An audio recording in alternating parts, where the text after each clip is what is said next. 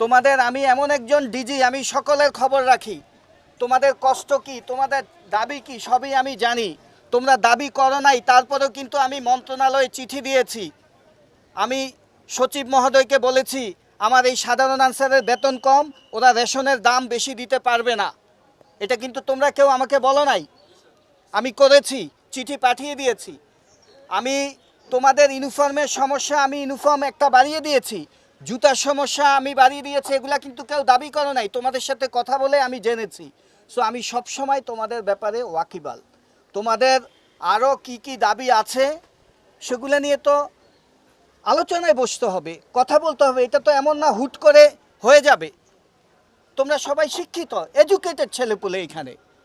So এমন কিছু বলবে না যে রাষ্ট্র চাইলেই তো আজকে তোমাদের সমস্ত দাবি পূরণ করতে পারবে না। তা আমি মিথ্যা আশ্বাস দিতে আসি নাই তোমার কাছে, এবং দিবেও না কখন। আমি যেগুলো পারবো, আমার হাতে যেগুলো আছে, যেমন কালকে আমরা সিদ্ধান্ত নিয়েছি তোমরা দাবি করার আগেই রেস্ট টাইম যত কমানো যায় আমরা 3 মাসে নিয়ে এসেছি।